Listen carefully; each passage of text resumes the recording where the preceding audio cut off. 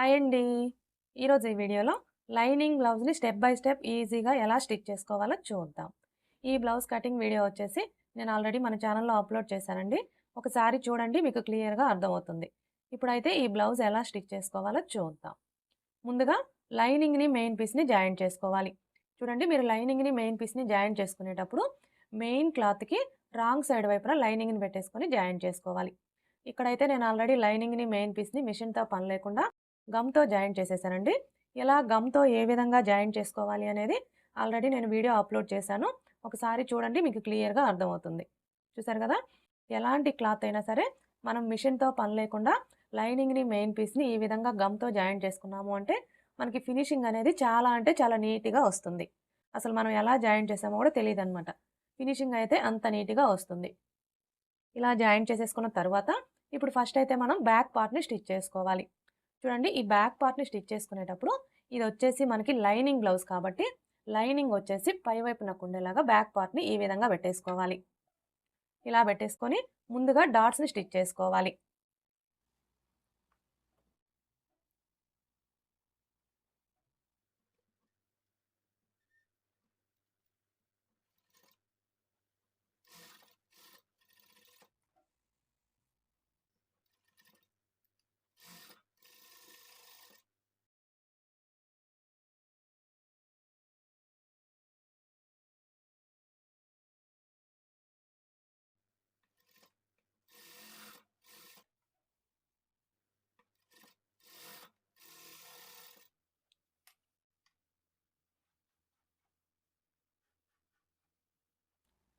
డాట్స్‌ని stitch చేసుకున్నాం కదా! ఇప్పుడు పట్టీని స్టిచ్ చేసుకోవాలి.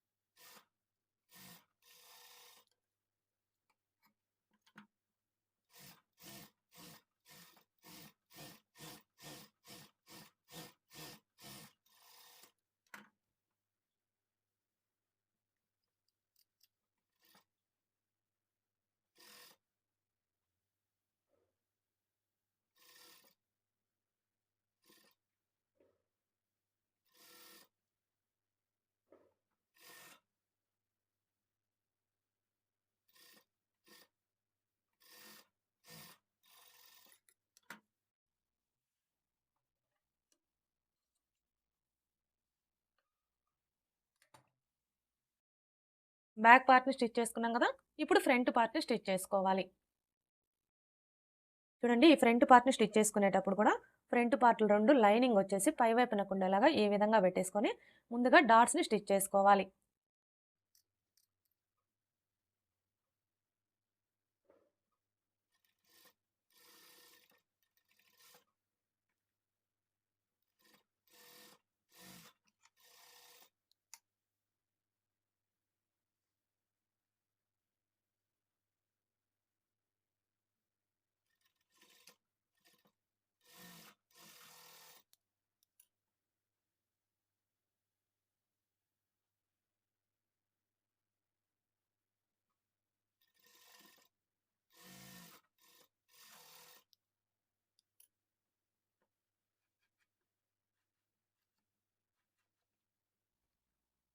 డాట్స్ ఎలా స్టిచ్ చేసుకోవాలో చూసారు కదా. ఇదే విధంగా రెండో పార్ట్ కూడా స్టిచ్ చేసుకోవాలి.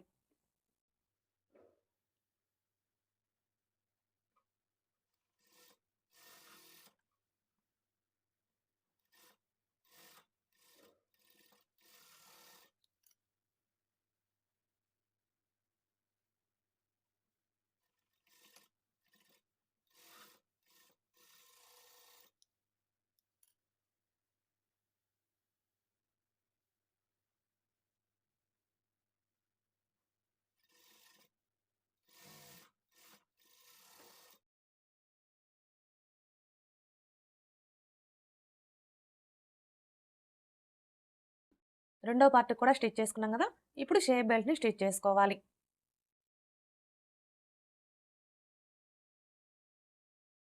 చూడండి, ఈ షేప్ బెల్ట్ని స్టిచ్ చేసుకునేటప్పుడు ఫస్ట్ మనం ఎక్స్ట్రా లేయర్ ఏదైతే తీసుకుంటామో ఆ లేయర్ని పెట్టేసుకోవాలి. తరువాత మెయిన్ క్లాత్ని తీసుకొని రైట్ సైడ్ వచ్చేసి పై వైపున ఉండేలాగా పెట్టేసుకోవాలి.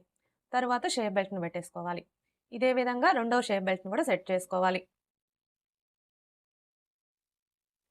ఇలా సెట్ చేసుకున్న తర్వాత చూడండి, మనం షేప్ బెల్ట్ని కట్ చేసుకునేటప్పుడు ఉక్స్ పట్టి కాజా పట్టి సైడ్ అనే గుర్తు కోసం టక్స్ పెట్టుకుంటాం కదా.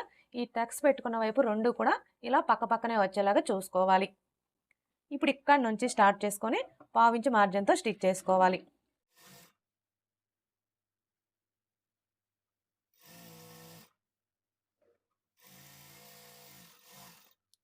ఇలా స్టిచ్ చేసుకున్న తర్వాత ఇప్పుడు ఈ షేప్ బెల్ట్ని ఎలా ఫోల్డ్ చేసుకొని ఇంకొక స్టిచ్ వేసుకోవాలి.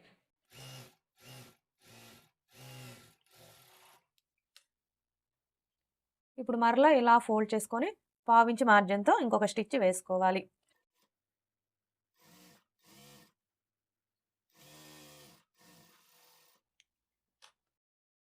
ఇలా స్టిచ్ చేసుకున్న తర్వాత ఇప్పుడు ఈ షేప్ బెల్ట్ చుట్టూ కూడా ఒక స్టిచ్ వేసుకొని ఈ ఎక్స్ట్రా క్లాత్ మొత్తం కట్ చేసుకోవాలి.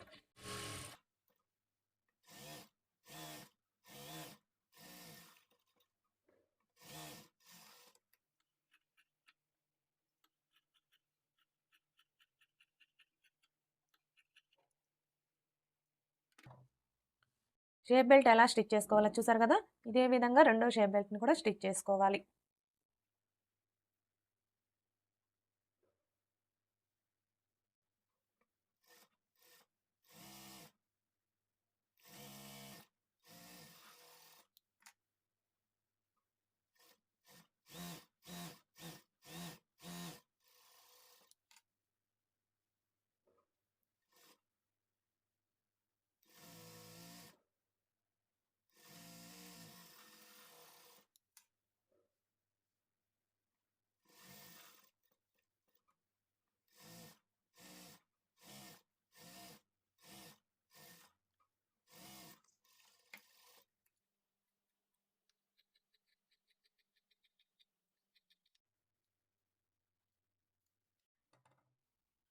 రెండో షేప్ బెల్ట్ని కూడా స్టిచ్ చేసుకున్నాం కదా.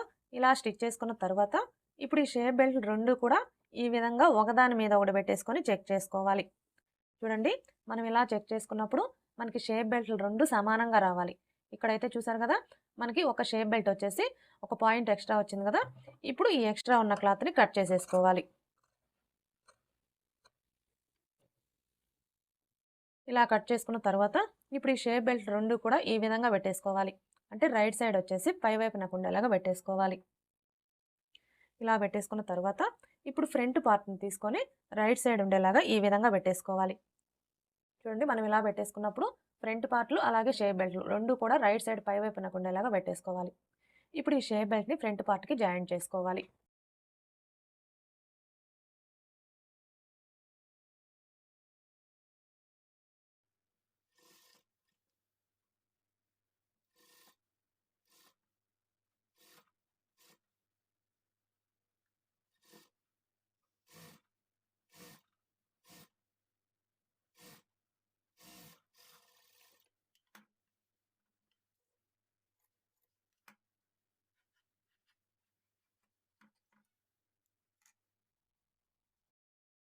ఇదే విధంగా రెండో పార్ట్ను కూడా స్టిచ్ చేసుకోవాలి.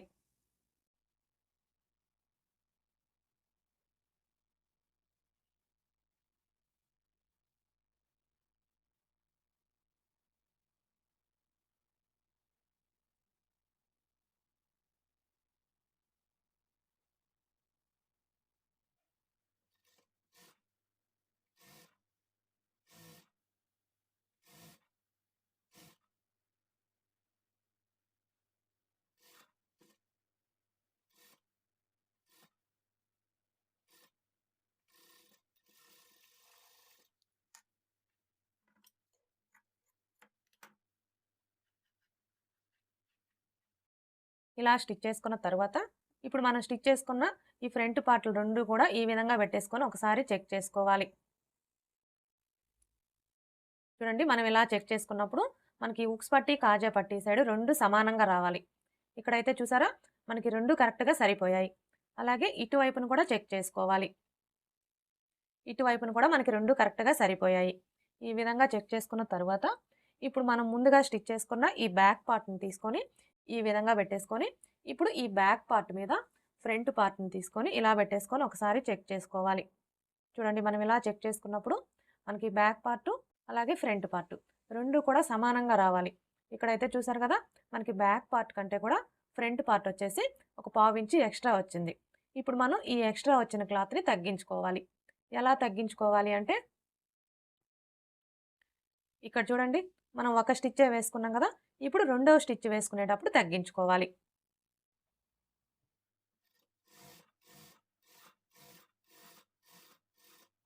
చూడండి చివరకొచ్చేసరికి ఈ స్టిచ్ దగ్గర నుంచి ఒక పాయింట్ యువతలకి స్టిచ్ చేసుకోవాలి. ఇదే విధంగా రెండో పార్ట్‌ను కూడా స్టిచ్ చేసుకోవాలి.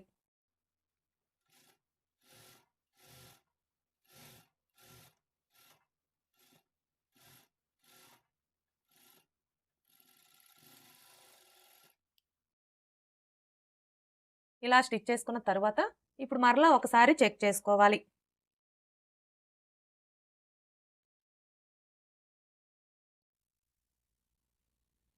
ఇప్పుడు చూసారా మనకి బ్యాక్ పార్ట్ అలాగే ఫ్రంట్ పార్ట్ 2 కరెక్ట్‌గా సరిపోయాయి. ఇలా చెక్ చేసుకున్న తరువాత ఇప్పుడు ఉక్స్ పట్టి, కాజా పట్టీని స్టిచ్ చేసుకోవాలి.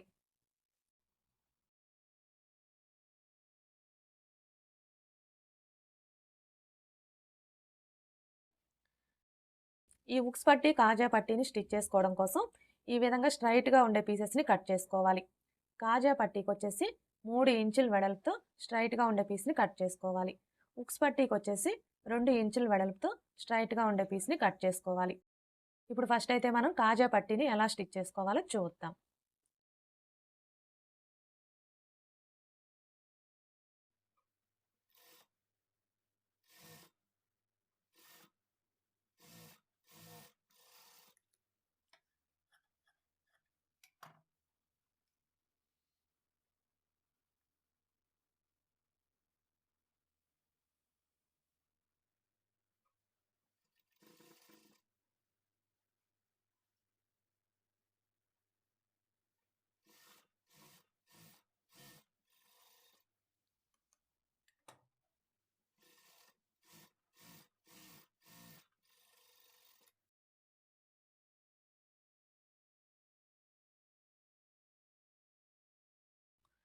కాజా పట్టీ ఎలా స్టిచ్ చేసుకోవాలో చూసారు కదా! ఇప్పుడు ఉక్స్ పట్టీ ఎలా స్టిచ్ చేసుకోవాలో చూద్దాం.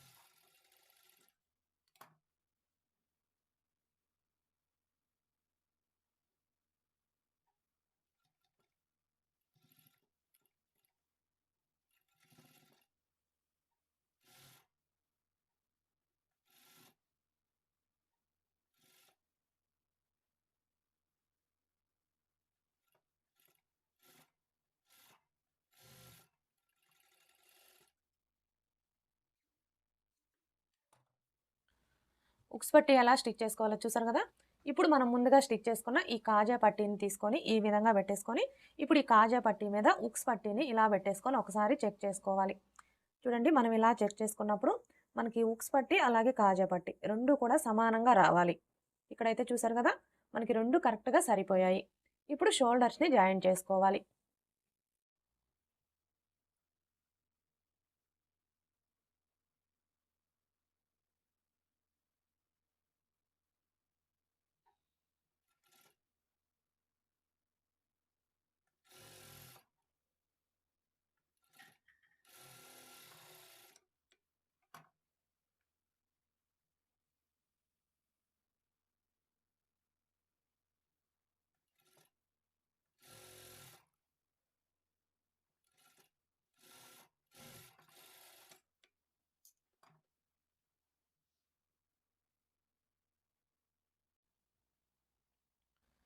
షోల్డర్స్ని జాయిన్ చేసుకున్నాం కదా.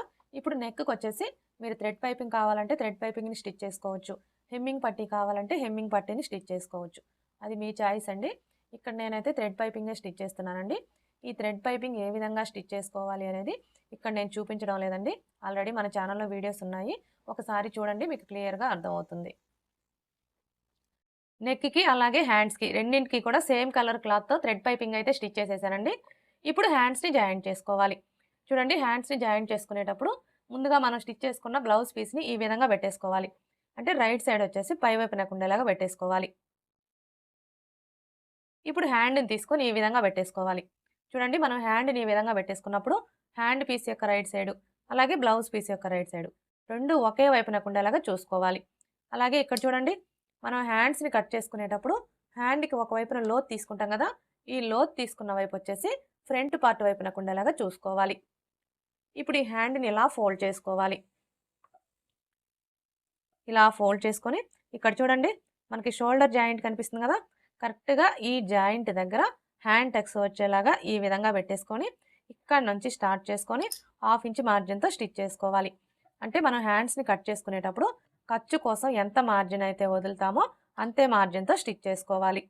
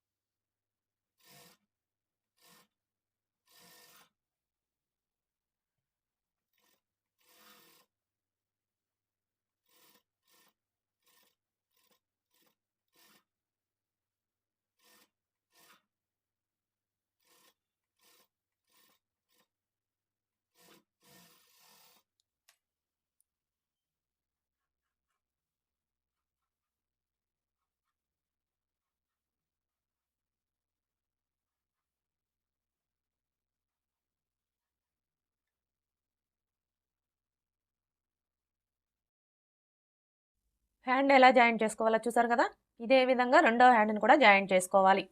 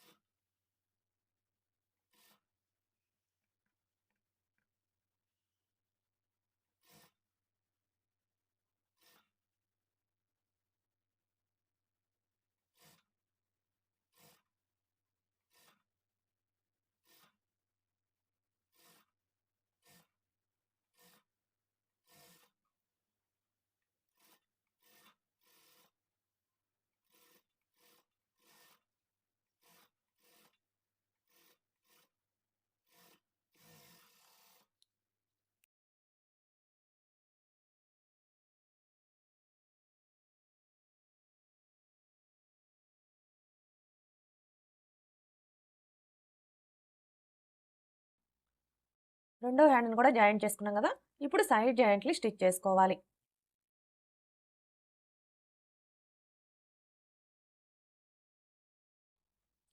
చూడండి, సైడ్ జాయింట్లు స్టిచ్ చేసుకునేటప్పుడు బ్లౌజ్ని ఈ విధంగా ఖర్చుల వైపుకి ఫోల్డ్ చేసుకోవాలి. ఇలా ఫోల్డ్ చేసుకున్న తర్వాత ఇప్పుడు ఆది బ్లౌజ్కి నడుము లూజ్ ఎంత ఉందో కొలుచుకోవాలి. ఆది బ్లౌజ్‌కి నడుము లూజ్ వచ్చేసి 35 ఇంచులు. ఇప్పుడు ఈ 35 ఇంచుల్లో నాలుగో భాగాన్ని తీసుకోవాలి. 35 ఇంచుల్లో నాలుగో భాగం వచ్చేసి 8 ఇంచులు. ఇప్పుడు ఈ 8 ఇంచుల్ని ఫస్ట్ అయితే మనం ఉక్స్ పట్టీ వైపున మార్క్ చేసుకోవాలి.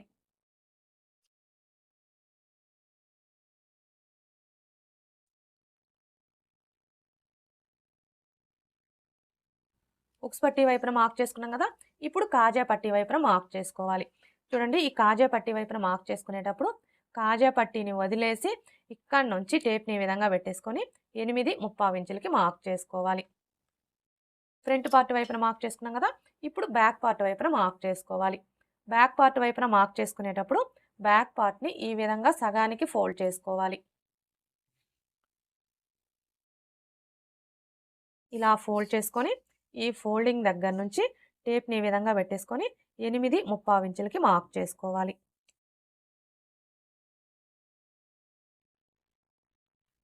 ఇలా మార్క్ చేసుకున్న తర్వాత ఇప్పుడు హ్యాండ్ లూజ్‌ని మార్క్ చేసుకోవాలి. హ్యాండ్ లూజ్‌ని మార్క్ చేసుకునేటప్పుడు హ్యాండ్‌ని ఈ విధంగా సగానికి ఫోల్డ్ చేసుకోవాలి. ఇలా ఫోల్డ్ చేసుకున్న తర్వాత ఇప్పుడు ఆది బ్లౌజ్ యొక్క హ్యాండ్‌ని తీసుకొని చూడండి ఇక్కడి నుంచి ఈ విధంగా పెట్టేసుకొని ఇక్కడ చూసారు కదా! మనకి ఫస్ట్ కుట్టు కనిపిస్తుంది కదా! కరెక్ట్‌గా ఈ కుట్టు దగ్గర ఇలా ఒక మార్క్ చేసుకోవాలి. ఇలా మార్క్ చేసుకున్న తర్వాత ఇప్పుడు ఇదే విధంగా రెండో హ్యాండ్‌ని కూడా ఫోల్డ్ చేసుకొని మార్క్ చేసుకోవాలి.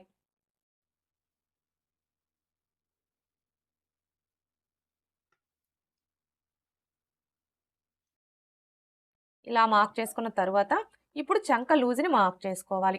చూడండి ఇక్కడ మనం చంక లూజ్‌ని మార్క్ చేసుకోవాలి అంటే ఫస్ట్ ఆది బ్లౌజ్‌కి చంక లూజ్ ఎంత ఉందో కొలుచుకోవాలి. ఆది బ్లౌజ్‌కి చంక లూజ్‌ని కొలుచుకునేటప్పుడు బ్లౌజ్‌ని బ్యాక్ పార్ట్ వచ్చేసి పై వైపునకు ఉండేలాగా ఈ విధంగా పెట్టేసుకోవాలి.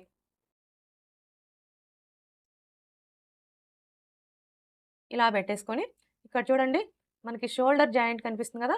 కరెక్ట్‌గా ఈ జాయింట్ దగ్గర నుంచి టేప్‌ని ఈ విధంగా పెట్టేసుకొని ఈ ఫస్ట్ కుట్టు దగ్గరికి ఎంత ఉందో కొలుచుకోవాలి. చూడండి లూజ్ అనేది లేకుండా ఈ విధంగా టైట్‌గా పట్టుకొని కొలుచుకోవాలి. చూసారా? మనకి చంక లూజ్ ఎంత వచ్చింది? 9 ఇంచులు. ఇప్పుడు ఇక్కడ కూడా మనకి 9 ఇంచులు ఎక్కడికైతే వస్తుందో కరెక్ట్‌గా అక్కడికి మార్క్ చేసుకోవాలి.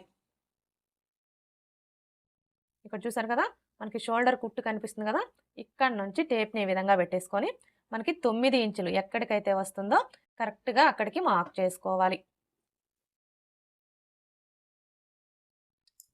ఇలా మార్క్ చేసుకున్న తర్వాత ఇప్పుడు ఇక్కడి నుంచి స్టార్ట్ చేసుకొని స్టిచ్ చేసుకోవాలి.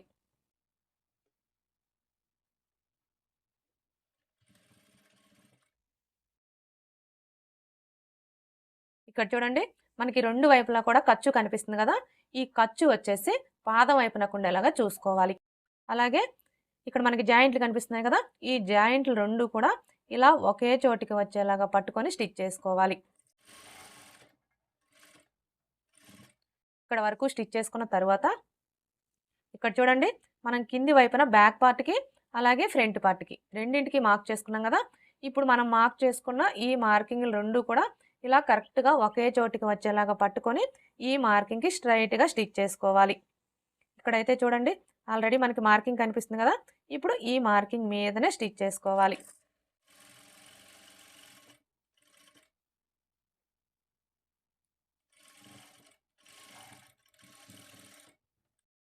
ఇలా స్టిచ్ చేసుకున్న తర్వాత ఇప్పుడు మరలా పావించి మార్జిన్‌తో ఇంకొక 2 స్టిచెస్ వేసుకోవాలి. మొత్తం 3 లేదా 4 స్టిచెస్ వేసుకోవాలి.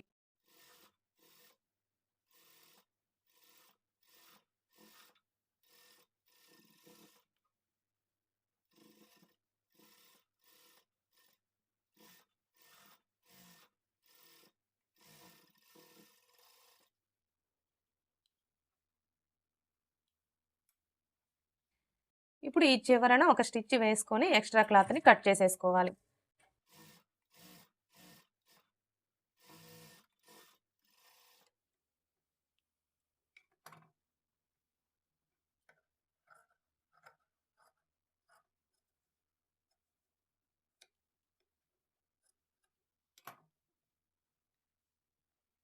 సైడ్ జాయింట్లు ఎలా స్టిచ్ చేసుకోవాలో చూసారు కదా, ఇదే విధంగా రెండో వైపును కూడా స్టిచ్ చేసుకోవాలి.